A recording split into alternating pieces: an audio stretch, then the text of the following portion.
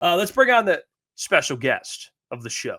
A man that, he very good articles.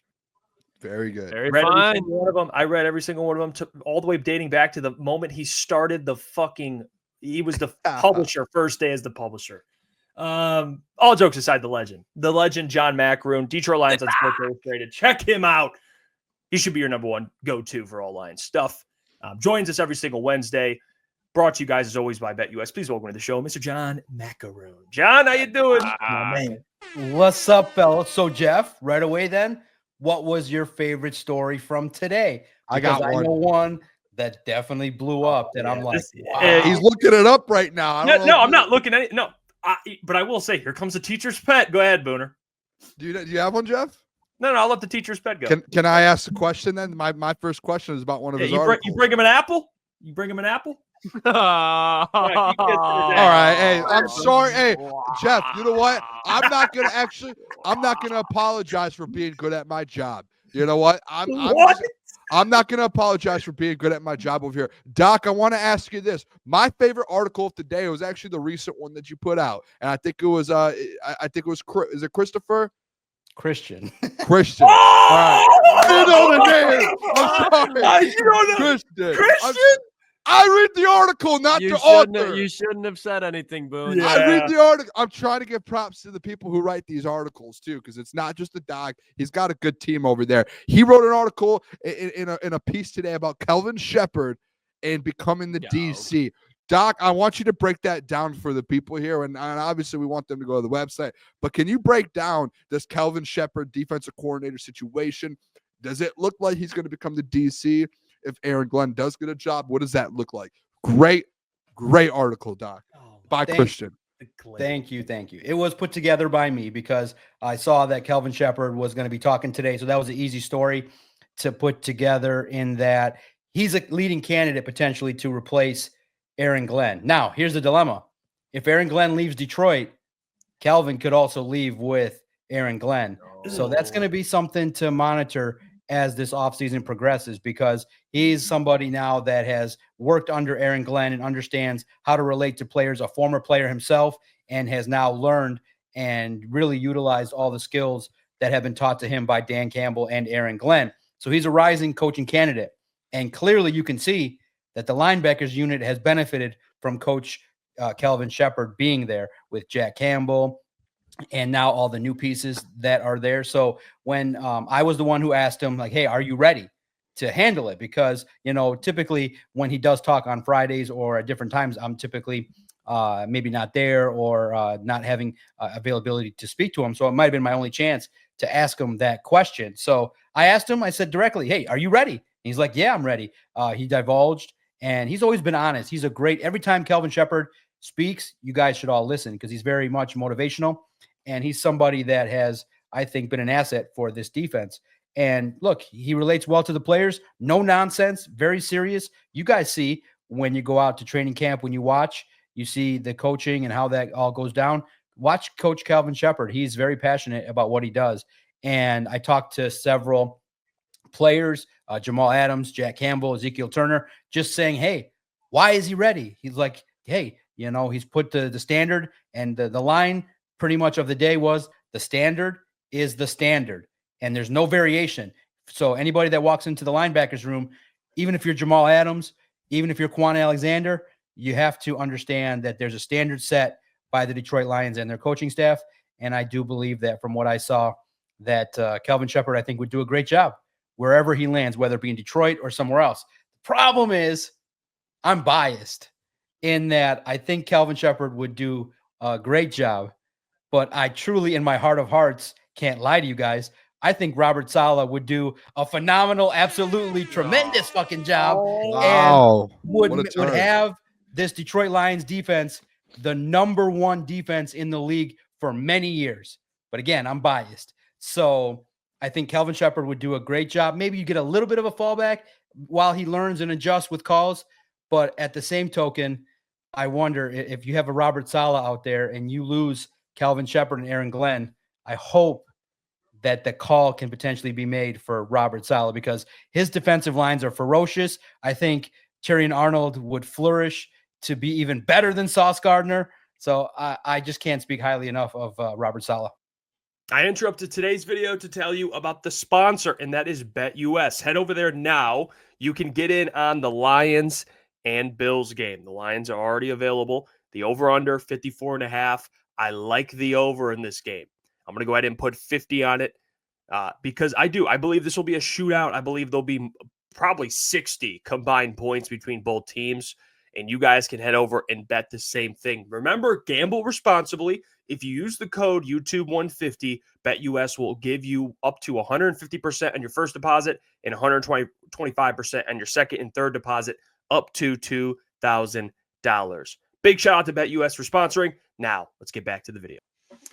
I mean, Doc, it's a fair take. I mean, Robert Saleh as a DC. I see they were putting out some pictures of Robert Saleh with the Matt LaFleur helping the Packers a little bit, and people are like, damn, Robert Saleh is an excellent coach, defensive coach. But I want to ask you, speaking of the defense, DJ Reader didn't practice. Other guys limited. Josh Pascal, Levi Onwuzurike. What's kind of your early feel on DJ Reader? We talked about it earlier. I think there's in my opinion, I think he will play. I think this is more like DJ's a veteran. He can miss a day of practice or so and still be able to play. But enough of my opinion. What do you think, Doc? What's your feeling? What's your gut feeling on this thing? Yeah, Dan Campbell said he believes that DJ Reader will return on Thursday. So that's going to be a key day to see about the players that return. And I think that I agree with you. I think DJ Reader clearly, Broderick Martin, you guys had asked what you're expecting to see. Dan Campbell indicated, and you kind of tell by the film, there were some good things he did, but there were some things that not so good in terms of leverage and things like that. You saw that one drive where the Packers ran the ball and stuffed it down the Lions' throat, just running the football. So look, Broderick Martin, I think, is somebody that's capable, but he's still developing. He's not DJ Reader. Your comfort level goes way up when you have a veteran of his caliber there next to hopefully Aleem McNeil. But it's good news, guys. The Lions are getting healthier. I think the vacation did well for everybody. I think I'm glowing too. I'm relaxed. I had a good time just watching football, watched the best, I thought, game potential of the year with the Rams and the Bills. I enjoyed that thoroughly. I just thought that the break did everybody well. I think everybody had extra pep in their step. And so because of that, Dan Campbell today on Wednesday, he ran a padded practice. So he's like, get back at it, boys. Let's get after it. And the practice was intense, and this Lions football team definitely is aware of who's coming to town. And you guys will clearly, and everybody wants to have the healthiest football team possible. And I think DJ Reader's, along with Taylor Decker, will be great additions to get back. Love it. Yeah, somebody who was kind of dealing with an injury a couple of weeks ago and now is playing really good football is Carlton Davis, Doc. And we had the conversation yesterday regarding in the offseason, do you bring Carlton Davis back, yes or no? And if so, what does that deal look like? So when you, obviously being in Allen Park, get to talk to these guys one-on-one, when you hear that Carlton Davis, contract talks, do you think they should bring him back? And if so, what do you think that deal would look like if they were to do that? That's a great question. I haven't looked into too much into contract of what he'd be worth, but I like the deal that he's got now in terms of 1 year. Would he take another 1 year deal? Here's a situation that is a little bit difficult in that he does have that injury history. He is playing well. I think he should come back. I think he's a player that has, I think, solidified and you have two cornerbacks that are playing press man coverage at a high clip. You got, I believe, Terrion Arnold 1, and I think it's Carlton Davis 2. So it's finally a defense that, that a secondary that this Detroit Lions football team can deploy that gives Aaron Glenn the most comfort. So I like what he does, but at the same token, he does have the situation of the injuries and things like that. I like what he's done, neighborhood of 2 years, 25 million, 26 million in that neighborhood. You'd like to see a little bit more interceptions, but man, he plays at such a great, I wonder, what kind of offers he'll also receive from others. But I do think that when you see what he can bring to this football team, the question mark is going to be, if Aaron Glenn leaves, what kind of defense would somebody else run? Does they want to do, because that's a question mark that we don't know right now. So that makes it a little bit tougher. I would assume that Kelvin Shepard would want to run a very similar defensive scheme as Aaron Glenn, but he may want to have his own wrinkles. He may want to see a little bit more about Rakestraw or another draft pick or, another opportunity for somebody else as well. So it'll be time will tell. I think this month will be key for Carlton Davis, but man, he's been an addition. You know what I like about him too? He's got a swagger. Yeah. Like he does not like hearing the opponents talk about, we're going to come to Detroit and throw the football. He was like, he had a great presser. Go check it out. I was standing right, like it was unique because Tyrion was talking, and I wish you guys could have seen it. I had both arms out like this. One recorder talking to Tyrion, and the other talking to Carlton Davis as he's like, I can't believe I can't believe Jordan Love is going to talk about that shit coming in here throw for 400 yards. Did you see what they did? And he's got the hood on too, the mask. So yeah. It was a good look. And I like his swagger. I like the way he presents himself, but more importantly, he does the talking on the field. And he's been a great addition this year, a great trade. And remember, Lions traded for him. Well, speaking of another addition, Jamal, by the way, got to see a little bit of Jamal in a small sample size. Jamal Adams, and I want your thoughts on kind of what you thought you saw out of Jamal, just kind of your thoughts on how he played and kind of what you foresee happening with him this week. I know they said they're all going to get a little more run now that they're kind of getting now a second week into the system. But what'd you think about the Jamal Adams debut, Doc? Yeah, I thought it was fair. Look, played less than 15 snaps. So you look at it and you say, okay, it's not the Jamal Adams of the past, but he can still do some things. Still, clearly not as fast as he was. This is not peak Jamal Adams, but I talked to him today. And look, you realize, okay, step one for the new players was just get out there and be able to listen to the call, know what you're hearing, and go and execute. Now, with another week in the system and understanding, now you can actually get into a little bit more advanced stuff in regards to shifting and motioning and being where you need to be at different spots and maybe have more of an opportunity. I think that's why Quan got a little bit more run. So I like Jamal Adams. I like what he can do. I like what he can do with pressure. But at the same token, you recognize this is somebody that, needs just a little bit more time in the system because it's intricate. So I thought that, look, collectively, the Detroit Lions defense did the best that they were able to do given the circumstances against the Packers. And like we said last week, we hoped that the offense was going to be able to carry the day, and they did. And the defense did just enough. And I just thought that in speaking to him, you could get a sense that, you get further reminded that when teams look for guys, they look for guys from schools that are similar. I think Jamal Adams went to LSU because he shouted out. Yeah, he went to LSU. He shouted out Kelvin Shepard, who went to LSU. So there were times where you're like, man, these coaches, when they're digging deep, they look for ties in any way possible with familiarity. And Jamal Adams was very grateful that Kelvin Shepard gave him the opportunity and is now part of this football team. And all you can expect is, hey, nice depth player that can be out there and help out this defense. But man, I thought Jack Campbell did himself a solid. And then also too, credit to Ezekiel Turner for that tackle that he made. I talked to him about that as well today. And I think I asked him, maybe a teaser for you guys for tomorrow. Maybe Jeff will read it. I asked him about the play that he made against Jordan Love to kind of take me through it. And he kind of got geeky a little bit and took me through it. So hopefully I get to type that up, and that will be on Lions on SI tomorrow. With this linebacking crew, with what they got, man, give them credit for what they were able to do. So I'd give his performance, if it was up to me, a solid B. Doc, hey, I'll make sure I send that article to Jeff once it drops. Yes, thank you. I'll make sure. I like the pipeline, Booner. Article goes up, you get the notification, text it to Jeff. Yeah, I'll make sure that it happens. I do want to ask you too, because we haven't talked to you honestly since this Packers game went down. And one of the big things out of that game was the Dan Campbell 4th downs, 4 for 5. But obviously he had the 4th down conversion to end the game essentially. And then I think the more, at least the one that I questioned the most in time, like during the game, was that third quarter one where they had the ball at the 30 at their own 30 and they're backed up. And they go for it and essentially give them free points. What are your thoughts on these 4th downs? I honestly, I came around a little bit, Doc. I was like, hey, I'm all in on Dan doing it because he's done it forever. That's what makes them the Detroit Lions, is going for it. The only problem I had was that third quarter one. I said it before it happened, so it wasn't that they didn't get it. It was just at the 30-yard line, you're winning the football game. I was a little like, okay, if you're winning the game, you probably don't have to do that. What are your thoughts on all of them as a whole as well? Yeah, it was crazy to see Dan get criticized for it because people, were clearly they get upset and frazzled and a little bit, it's tough for people to see the Detroit Lions going for it on their own side of the field. Like, man, it's difficult, and they didn't convert it.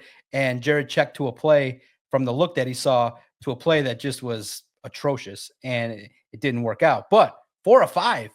So how do you critique someone that clearly tells you we're going for it? We are an offense that has all this talent. Analytics tell you most of the time that Dan Campbell is analytically correct, and they execute. Well, here's why. And we've talked about it. I've talked about it on Doc and Jock and in the Lone Wolves podcast. Dan Campbell went for it in the ultra-most spot where people saw it and they didn't execute. But it wasn't his fault. NFC Championship game, he goes for it, does not take the 3 points. Well, guess what happened? His players let him down. And so Josh Reynolds not here anymore, dropped the football.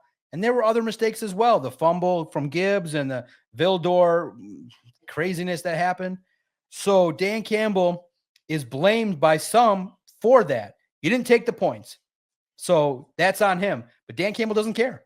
He does not care because his mentor, Sean Payton, remember, guys, and it could happen, and I'll get your sense of it. Could you imagine if Dan Campbell called for an onside kick in the Super Bowl? His mentor did. God. His mentor did it. Yeah. And Dan has the cojones. He's got the barrels to do what he's got to do. But in the end, here's the part that you guys got to be nervous about. It's probably going to happen again in the NFC title game and in the Super Bowl. Dan's going to go for it. So get ready. But remember, if you live by the sword, you die by the sword potentially as well. So if it happens, you can't cry about it because you know it's coming and you got to deal with it. If you're somebody that supports it, then you can't complain about it if it flops. Now, here's my opinion. I am me personally, more of a conservative, hey, kick field goals. But, I was of the opinion that, and it would have happened this year had the defense not collapsed with all these injuries. I would have said, I want to build a defense that I can sleep well at night and trust so that when there's 40 seconds left, I kick the ball. And I know Jordan Love's getting rocked by Aiden Hutchinson and Aleem McNeil and, Marcus Davenport. And I know I can sleep easy. So I wanted to develop a defense that you could trust and see. And I said that on the Lone Wolves podcast that I'm not of the opinion all the time that, oh my God, if you trust the defense, they're going to flop all the time.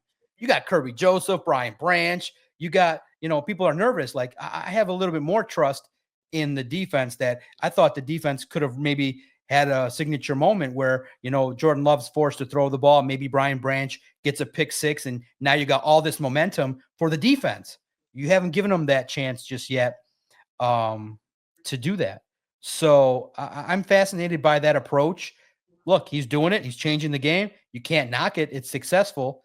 But at the same token, I just don't believe he'd keep doing it if he had if he had the 13 players back. I just can't believe that he would go for it 4 or 5 times. But he's doing it. He's telling you he's doing it. And guess what, guys? He don't care if someone like me is going to write about it. He don't care if the whole wide world calls him a buffoon for doing it. He has a plan. He sticks with it. You got to respect him for it. So get used to it. Get ready, guys. I'm all in, Doc. 4th and 3, down 4 in the Super Bowl on their own 47, baby. It's coming. Let's see what they do, baby. Let's see what happens. Yeah, it's go. gonna be. My heart will be out of my chest. I'm gonna be like this. I'm gonna sit like this. I'm gonna be like, oh fuck, what the hell is gonna happen here? Please let Amon-Ra get this football. Please go to 14. That's the only guy. You know what I mean? Imagine if he runs it. Imagine if he calls it 4th and 3 a running play. Okay, if it's a running play, it better be behind Penei Sewell. Yep. You know where that ball is going, Doc. It ain't going to Amon-Ra. It ain't going to J-Mo. It's going to Tim Patrick, TP17. But looking into the wide receiver group now for the Bills, they're getting Keon Coleman back. It looks like Dalton Kincaid will be coming back. I know he's a tight end, but he's still a prominent receiver in that offense. Khalil Shakir, very reliable, and Amari Cooper. But you also look, James Cook is there. And the last time that he only rushed for 20 yards, the next week they matched up against San Francisco 49ers, hit over 100 total rushing yards, averaging 7.6 yards per carry, and did well in the receiving game. When you look at it, how this Detroit Lions defense is banged up right now, does the Bills offense on the ground worry you more, or through the air with Josh Allen and these three wide receivers, including Dalton Kincaid? Which one do you think will be more of a threat to the Lions this week? Yeah, no, I think that I asked Dan Campbell today about Cook, and you do see that the Bills, and this was interesting too, because I wonder if we're all viewing this game wrong. Does it be a grinded out kind of game where both teams are knowing that the other's offense is legit, so they try to slow it down and run and control the clock a little bit more, not as much run and gun? We'll see. But no, you clearly are concerned more about the passing game. And that should be the Bills' approach this week, because the Lions are so stout against the run. They like to clog the middle. They run downhill. They're pressuring at a high rate. They're blitzing. So they're clogging that middle, and they're making it so that, and Dan basically told me, he's like, number one goal is to make the Bills one-dimensional. And Josh Allen, if he gets into rhythm, that's the stuff that's dangerous. So the number one concern I have on the ground is Josh Allen running the football. You saw the juke move that he made against the Rams. You're like, wow, the speed and ability and talent of Josh Allen. The Lions coaching staff called him a freak today. And that's just what kind of athleticism he brings to the table. Shakir, I think that the Lions, with his size, I think you got to make sure that you secure him in space and don't let him get the yards after the catch. I just like the Lions' overall defensive philosophy. They can give up yards galore, but clamp down in the red zone, and you just make sure that if someone gets a catch, you go and nail them and pop them so that the yards after the catch numbers are low. And just like every week, tackling is super important this week. And I think that James Cook probably will not light up the stat sheet against the Lions. Kincaid and Shakir definitely are going to get some targets this week. Yeah, Doc, I'm with you on it's going to be a quarterback game. And speaking of that, MVP race, Jared Goff, Josh Allen leads it, coming off 6 touchdowns. What do you think this game could do? And I'll even ask you this: who has the most to gain from this game specifically? Is it Josh kind of sealing the MVP, or is it Jared beating Josh, balling out, and what that could do for his MVP case? No, I just think that right now, from what you saw last week, Josh Allen's kind of rising in the conversation. So I think Jared Goff has more to prove in regards to, in the eyes of the national media. We all know what Jared Goff brings to the table, the proficiency that he has, the way he's executing. But if he has a great performance against the Bills in what's being billed as a Super Bowl preview, that can do wonders, because many people are definitely looking to this as and it was asked today. Jared got asked and Dan Campbell got asked about this as kind of a narrative, being that we knew what Goff would say. All right. That dude he's bland. I love him, but Goff is like, it's not important. I don't have self goals like that. Our goal is to win the trophy. And of course, same thing. And Dan asked who votes for it. And I think one of the reporters is an MVP voter, but in the end, it's a media poll. And it's one of those deals that typically goes to, the media darling that is, playing well. And that's nowadays is Lamar Jackson. And you realize Josh Allen's in that conversation. Patrick Mahomes always is a media darling and gets a lot of attention. But I do think Jared Goff's in the conversation, and that's all you can ask for. For Jared Goff, it's more of the same. You make sure you spread the football around and make sure you just limit the turnovers, because he's been remember, in the times where he doesn't play well, the turnovers and the dropping of the football, you want to make sure that if the Bills are going to send pressure, that you get the football out quickly and you make sure that you have those answers when the blitz comes. Hey, Doc, I spoke about it a couple segments before you hopped on. Again, just kind of as this matchup as a whole, the Bills-Lions matchup. We all had them here on our show as 1 and 2 in the NFL power rankings. And you're going into this matchup. It's probably the best team that the Lions will see all year until they get to the Super Bowl or NFC Championship game.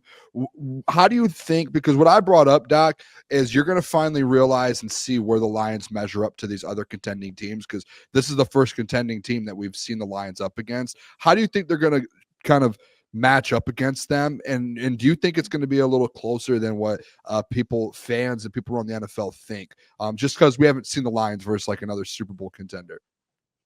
Yeah, well, I know not in the eyes of a lot of fans, but remember, the Vikings only have 2 losses and they're playing extremely well. Most people don't. A Super Bowl contender, Doc. Come on now. I know they're not Super Bowl contenders, but remember, they're neck and neck with the Lions. And if Sam Darnold, similarly, if he executes with, finally Jefferson gets off the schneid after 2 months, and Addison, and their running game. So, and they got that defense with the defensive coordinator. So I do think that I'm looking forward to the Vikings game as well. But you're absolutely right.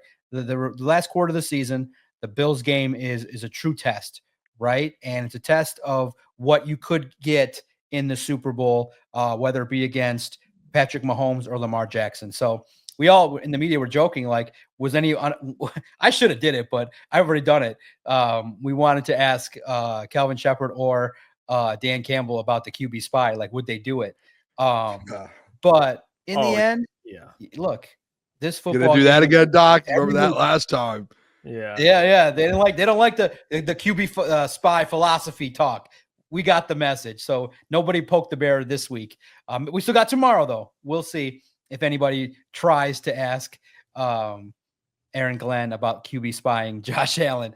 But look, I think that's great. I think that's what it should be looked at, is like, hey, where do you stack up against a team that is playing well, it's coming off of a loss, that has talent across the board?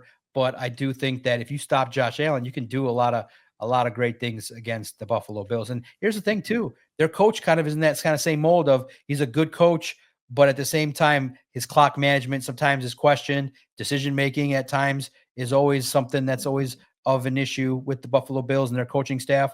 So it's always good to go up against these good teams and to go up against these great quarterbacks. And I do think that what people want to see is, hey, they don't want to see Josh Allen running for 100 yards early on, and they don't want him to dominate the game. They want to see that the Lions are going to compete and make the plays, because, the AFC, I think there's maybe one other team that people are really concerned about to this degree. It's the Bills and probably the Ravens. I think people are discounting a little bit the aura and the performance of the Chiefs. The Chiefs is one of those deals where on paper they just look like a team that the Lions just across the board are better than, but they just have the champions mentality where they just figure out a way to win, and you can't discount it. I probably would prefer to play the Chiefs in the Super Bowl of the AFC teams, but if this is a Super Bowl preview, might as well get as much intel as humanly possible about where you stand. But I think the Lions are right there. And with a team that can score points, if the Lions clean up some of the issues in the red zone, I think that this game can be one in which a couple, I think Josh Allen's going to throw a pick six. I think he's a gunslinger, and gunslingers take risks. And I think this is one of those games where, with the Lions getting that extra rest, maybe it's the guy that Lucas talked about, maybe Carlton Davis with a nice pick six this week. Ooh. Hammer the over, baby. I love me a Carlton Davis pick, but I would love even more a Kirby Joseph interception. He's kind of been on a little bit of a drought for his standards, so I'd love to see him get more incorporated. Somebody else, Doc, I'd love to see get more incorporated. I shouldn't say more incorporated, but he kind of had a down week last week. That's Jahmyr Gibbs and that's David Montgomery. Both were solid, but when you look at the performances throughout the year prior to that, there's been much better performances. Do you think this week against Buffalo, we're going to see kind of the typical Jahmyr Gibbs, David Montgomery dominant performance that we kind of missed out on last week against Green Bay? Yeah, that Green Bay game was unique when you looked at it. Green Bay came to play, and that whole game was like tension filled beforehand with the fans and Kirby and everybody. And the Packers came to deliver and do some things. And clearly every team wants to make the other team one-dimensional. But, yeah, I do think that clearly the factor that everybody's going to like to see is hopefully Taylor Decker returns. When you have a healthy offensive line, this football team will do some things. And I love I actually, me and Christian debated a little bit and said, you got these two weapons in David Montgomery and Jahmyr Gibbs. Why not just play them together more? But you realize when we talked to Scotty Montgomery and the philosophy of, what? Having these two distinctly different running backs allows them both to be fresh. And I think for the next couple years, this tandem can be successful at a very high rate because they're going to be fresh and they do things just, every other series and sometimes in the mix too when there's a hot hand. So I love the duo. I just think that they're a pleasure to watch. They're clearly taking advantage of a great offensive line. And this week, to me, I like David Montgomery in the red zone, but something tells me that in a big moment, big stage, the engine thrives with Jahmyr Gibbs, and I think he breaks one.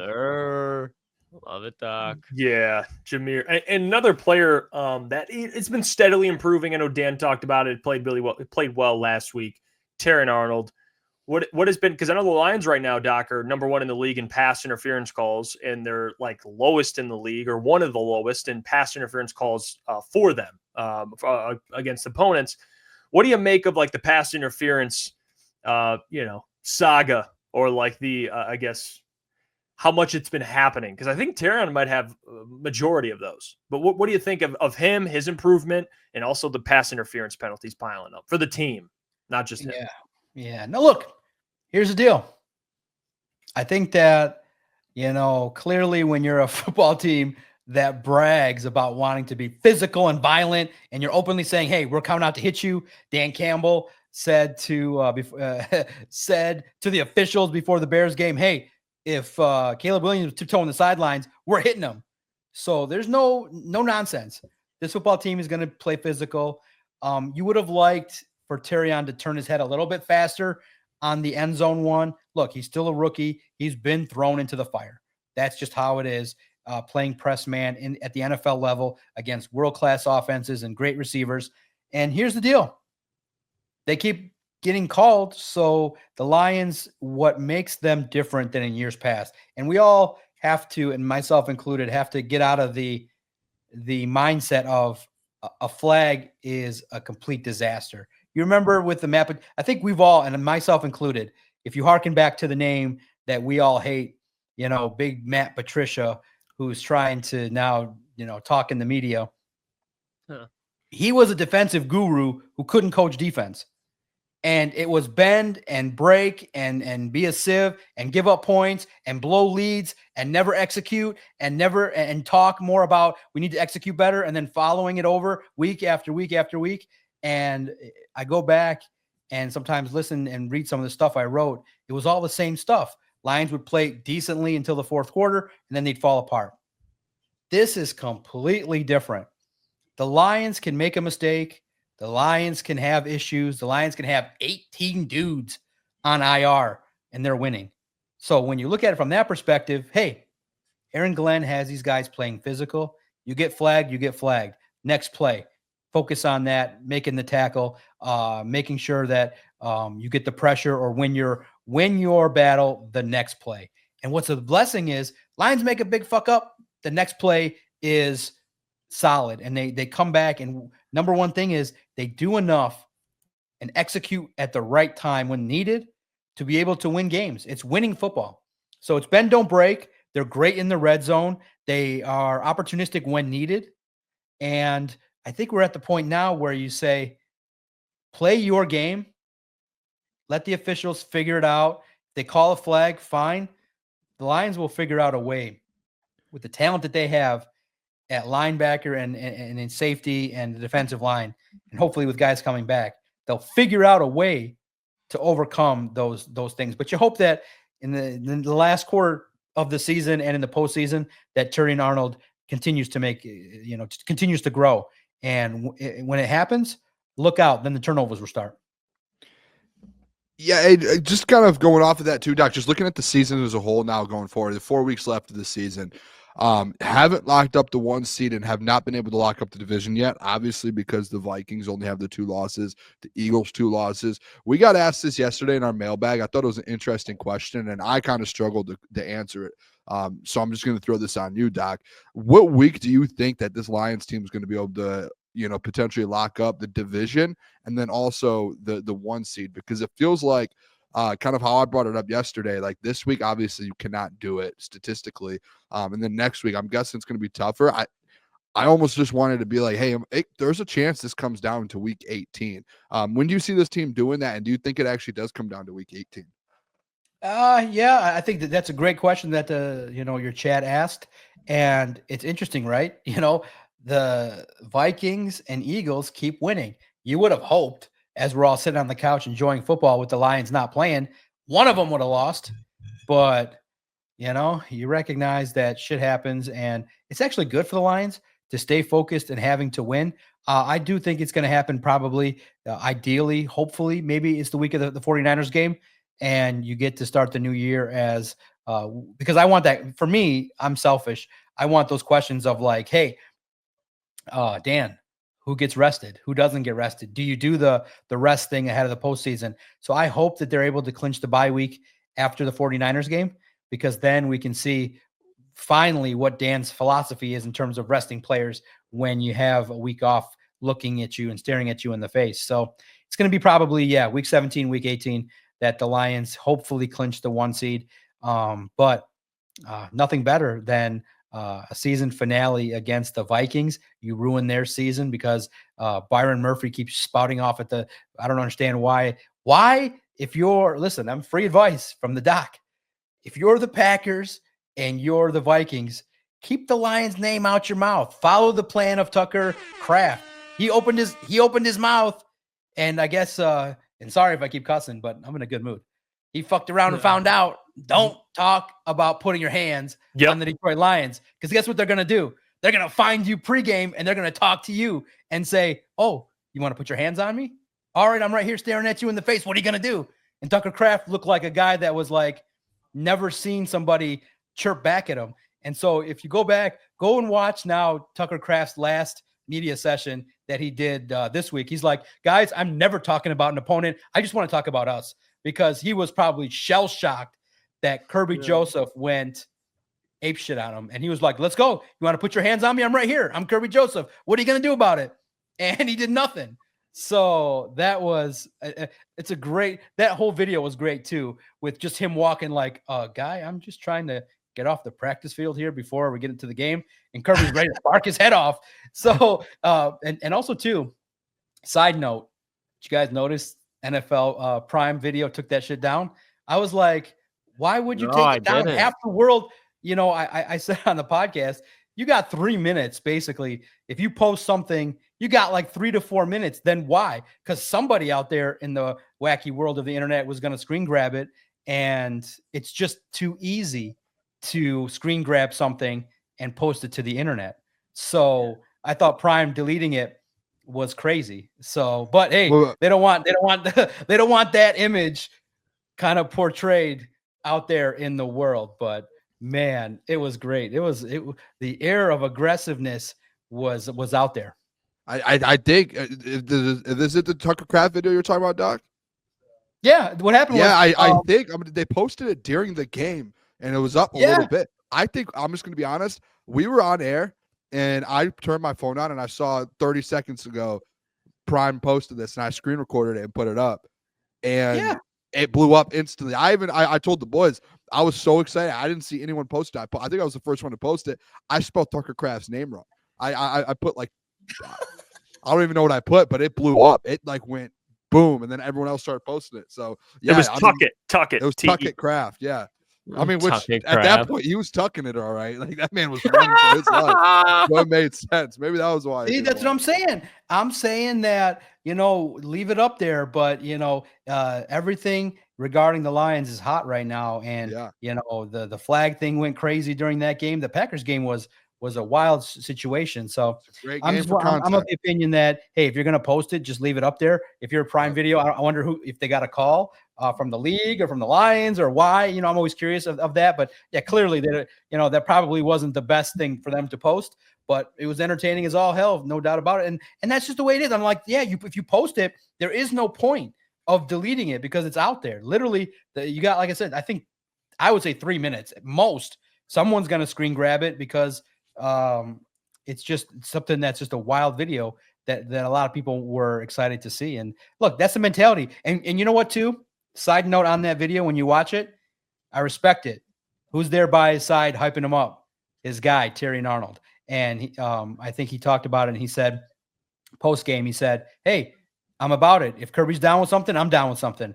And that's loyalty. That's brotherhood. That's what you want from a team. And the brotherhood, you could see the excitement too, the like childlike excitement that they had. Like, yeah, we just like, it was actually, like I said, Tucker Kraft saying that was the dumbest thing he could say. And Byron Murphy saying that from the Vikings, saying that I'm tired of hearing about the Lions. Well, that's too bad, because the Lions got one of the best coaches, best quarterbacks, best GMs. You're going to be hearing about the Lions for the next 3-4 years, Byron. I'm sorry. And it's just one of those deals. You're going to just have to deal with it. The Detroit Lions are here for the foreseeable future. And I don't think they're going to let up their grip if something bad happens this year. I think the Lions will be right back next year with a healthy Aiden Hutchinson. And it's a good time right now for the Lions. Byron. Looking forward next year into a team that you were just talking about, Doc, the Vikings. They're going to have an interesting situation on their hands when you look at Sam Darnold playing the way that he is, but you also drafted J.J. McCarthy, was it 10th, 11 in this year's draft? What do you think the Vikings are going to do come the end of the season? Do you think they extend Darnold, or do you think they say, hey, we got Daniel Jones on the team, just re-sign him for cheap and let's roll out with J.J. next year? What do you think the Vikings will do? Yeah, no, if they keep Daniel Jones, something's wrong. I look at it from the perspective of, I don't think I'm maybe different. I don't think Sam Darnold's going to command a crazy offer somewhere else, because it seems to me that the film dictates that this is scheme specific. Like, hey, you work with your guy who knows your strengths.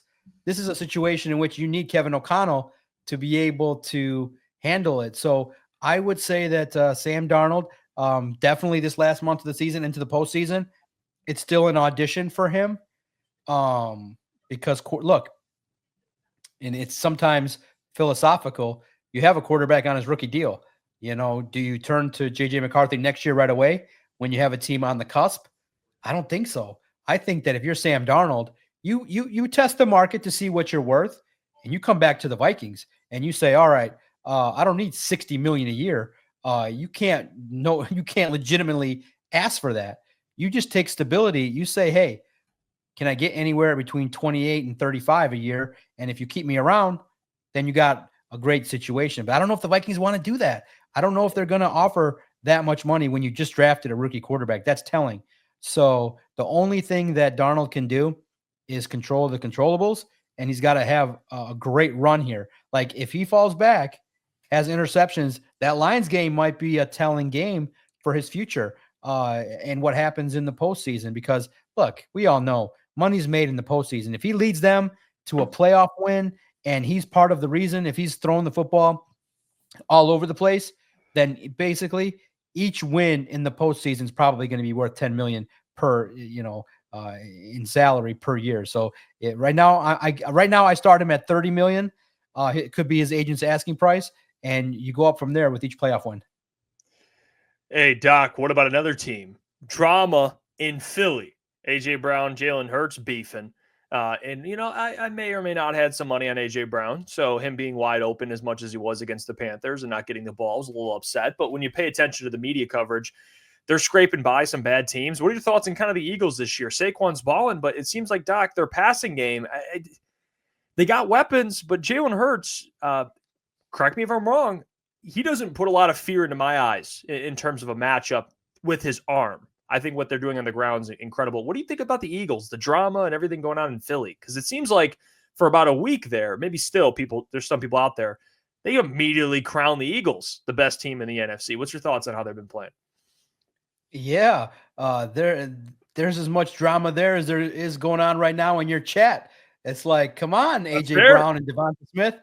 What's going on? You guys are drama filled. You like to, I'm pretty sure they're probably in a chat right now. They're probably in a separate group chat, dogging Jalen Hurts right now. That boy can't throw. Like, come on, man. You know what they're probably like?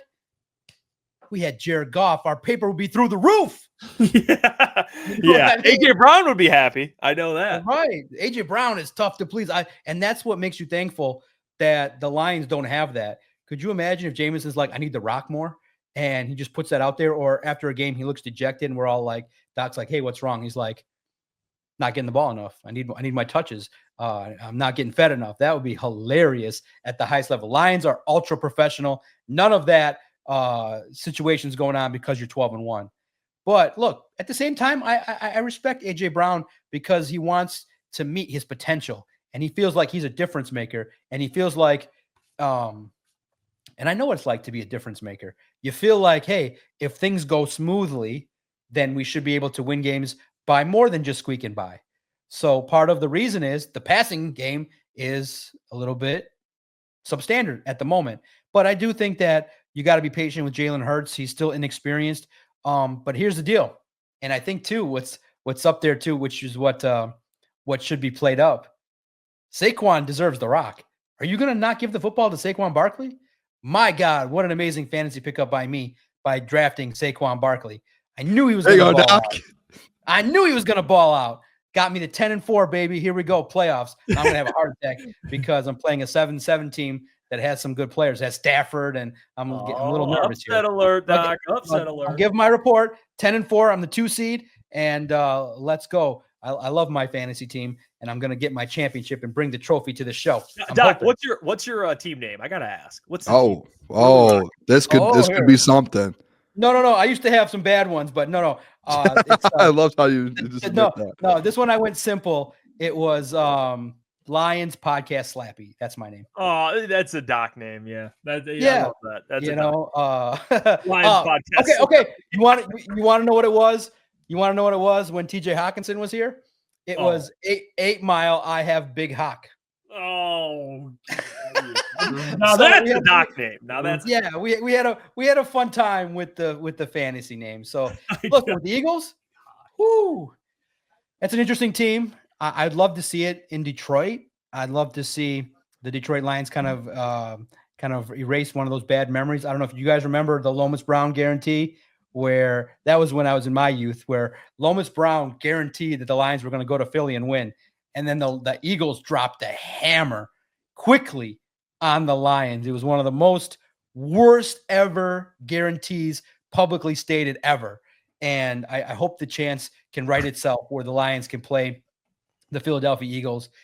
Their defense is concerning because I like what they got with Cooper DeJean and their defensive line. That injury to Brant Graham is going to be costly for them, but I like their front. I like what they can do, but I just think that the Lions can take advantage in a lot of different ways. And what's great about the Lions is they can find the weakness and advantage and take advantage of it. And I think that Jalen Hurts, handing the ball off to Saquon versus the Lions defense will be a fun matchup, but I think the Lions can maybe shut down the Saquon train. So I'm not concerned about, like I said, my prediction all year has been Lions get to the Super Bowl.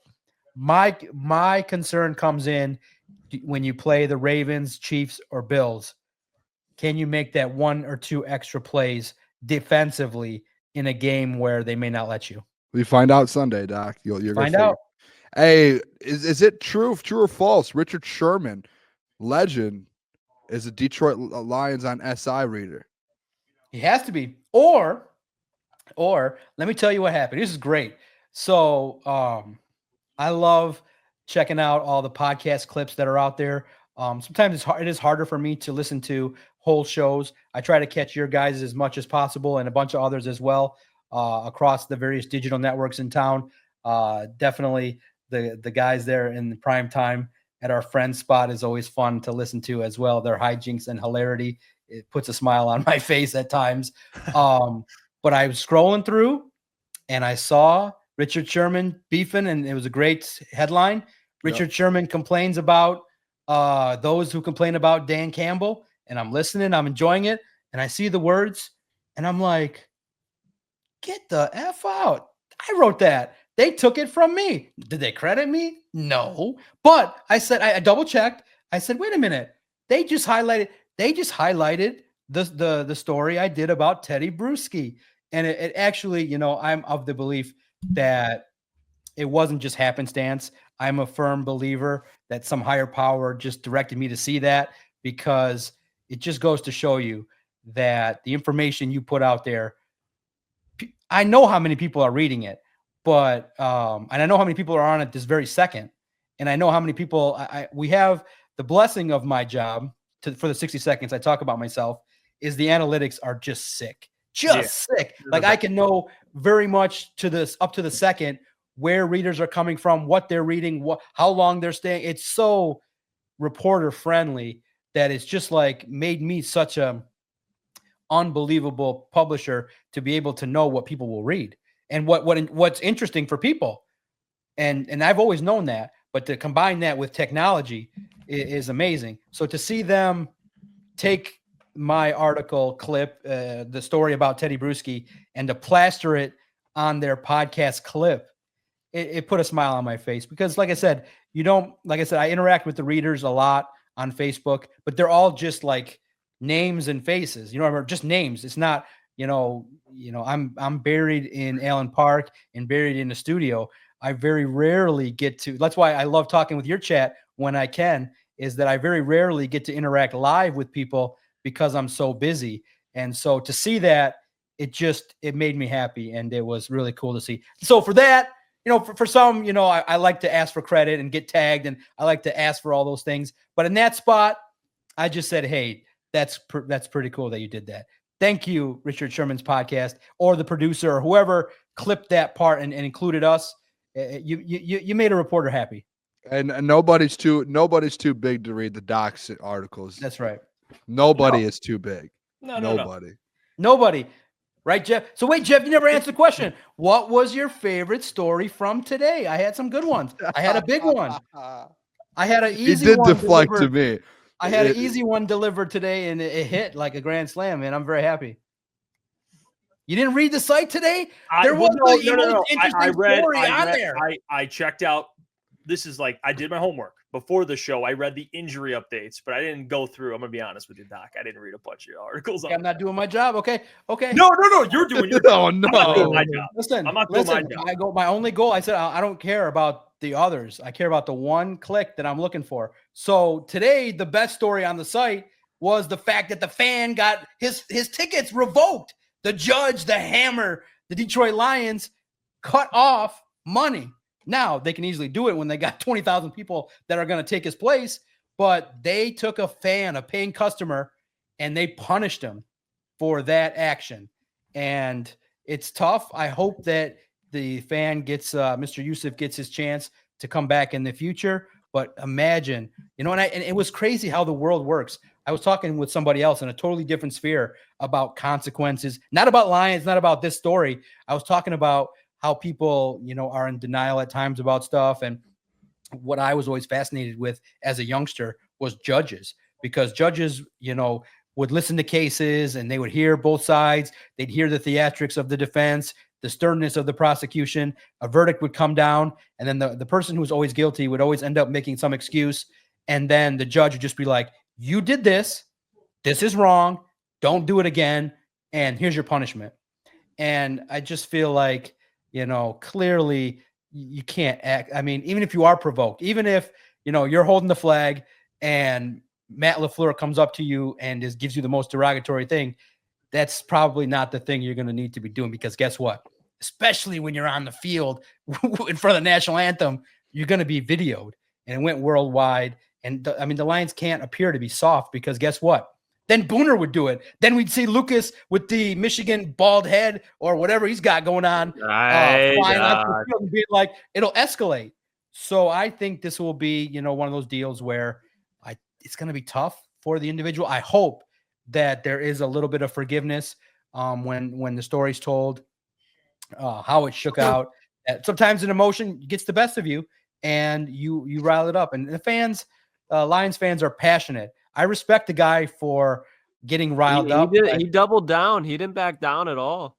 Time and place. I mean, in the end, the Lions were the judge. They sent him a bold letter and said, hey, you did X. This is a license. You can't be doing that. And it's unfortunate, because this is not the time to be having your tickets revoked. I listen, if it was me, I sit him down and I'm like, all right, Mr. Yusuf, here's a dilemma. You're Sheila Hemp. Here's a dilemma. Here's how we can solve it. You besmirched my team, Mr. Yusuf. Besmirched. You besmirched. You besmirched the reputation of my fine team at the worst possible time, Mr. Yusuf, at the national anthem. But here's what we can do. I noticed that your season tickets cost $2,600. Slide me $4,600 and you got yourself a deal. Bye-bye. There's no way Sheila is asking for extra money. I would just charge. I mean, the guy's passionate. You could have took him for another $3,000. I mean, he would have paid it. He would have been like, you know what? You just give him the nice spiel with, okay, maybe not Sheila, the owner. Maybe, somebody else like Danny Rogers. Like, look, you did a mistake here. This is a problem. You embarrassed us. John Maakaron is writing this story. I can't have that. I can't have Lucas and Jeff and Booner having this kind of discussion. Hit me with $5,500 and you got 2 years, then no problem. $900 off. You charge his ass and you take his money. He'll pay it. And you know what? I'll be besmirched for my extra $5,000, no doubt about it. That's Doc, what you do. You take his money. Did you say Danny Rogers? Yeah. Did Danny Rogers have pull like that for season ticket holders? Just sit down and be like, what I'm saying is that if you're a season ticket holder and you're, in a negotiating situation, I'm more primed to negotiate with Danny sitting across from me going, listen, we're going to need $7,000 from you because you fucked up. And he's going to be like, you know what? Okay, Danny, no problem. He'll cut the check right then and there. Yeah, that's Doc's out here trying to take money from the people. That's Doc. Doc, what I'm saying. I'm saying that he should have kept his season tickets, but he should have been charged more for them. I mean, the guy's passionate. The guy is literally willing to throw down for the Lions. That's somebody that would be willing to pay a lot more for the price and for the mistake. I think he'd pay it. Yeah, for sure. I mean, even they talked about it on St. Brown's pod too. The guy who sits behind the visitor's bench and chirps the entire game, and it got so bad that DJ Moore was just so rattled he gave him a game ball because he was like, respect. That was him. Yeah. No, not that guy. Not that guy. Different guy. Like, oh my god! But the Lions love that guy. He just chills on the visitor side and just chirps the entire as time. He should. As he should. It's the best. We appreciate you as always, Doc. You guys can check him out at Detroit Podcast on X. Doc, before you leave, I got to ask you about one thing. Just because you don't have a bias in this. Just talk about a flag. What do you make about the Ohio State situation with the lawmaker trying to push? I'm just interested. I really am. No. Now that's the next goal. I have a lot of readers, and I have a lot of podcast listeners. And on the last Doc and Jock that came out last week, we talked about it. And I said that it should be allowed for one game. Okay, it was Doc and Jock last Thursday. The last game of the year, flag planting all across the board. But you just have to regulate it, okay? Because you can't be having all these fights. So you need smart people like me to operate these kind of things. Simple. Flag planting weekend. All right? Social media galore. You can do it. Real simple. Team wins a game. All right. Handshakes, interviews, The flag planting cannot happen. Otherwise, a $200,000 fine will take place until every single member of the opposition leaves the field. That way, you can plant the flag, you can dance around it, take all the videos, celebrate with everybody. You cannot plant a flag when there's humans from the opposition, because there is no way anybody on the other side that has any balls is just going to let you do it.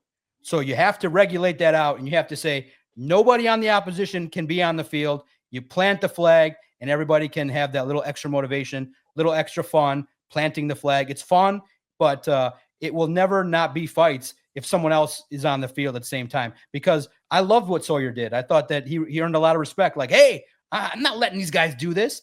So you're never going to enjoy it. It's just going to be like a trigger all the time. So just let people do it, but just regulate it so that they just have to wait. Just wait 5 minutes. Wait for everybody to clear out. Celebrate. If you're a winning team, what's your rush to get back in the locker room? Enjoy it. Be out there, celebrate, bring 3 flags. Why just one? Plant them all over the place. And that would be great motivation for the losing team to be like, look what they're doing. They're celebrating. So it's fun. It's cool to do. But unfortunately, you can't because the opposition just gets pissed and mad all the time. So I would regulate it. Oh, there you go. Doc's insight. Flag weekend. Plant the flag. Flag planting weekend, baby. What's up? There you go. Check them out at Detroit Podcast on X, Detroit Lions on Sports Illustrated. John, the Doc, we appreciate you as always joining us every Wednesday. And you know what, man? Go crush this weekend. Big game for the Doc. A lot of content being pumped out. Keep doing what you're doing. Keep doing what Lions you're doing. win, baby. Lions win 35-31, 13-1. Big score. And please, also, Jeff, Sunday's also a good day to read. We have content all day long. Pick one. Just one. There you go. Bring it next Wednesday. That's your homework, Jeff. Bring an article next Wednesday. It's like the book club. Yeah. Oh, Doc's gone. Dude, that might be one of my funniest. By the way, brought to you guys as always. BetUS. Shout out to them. Shout out BetUS, man. Hey, what's going on there? It's Jeff Iafrate. Appreciate you for finishing the video. You can check out one of the videos here suggested or show support by commenting, liking, and subscribing. And buy your merchandise. officialctsports.com.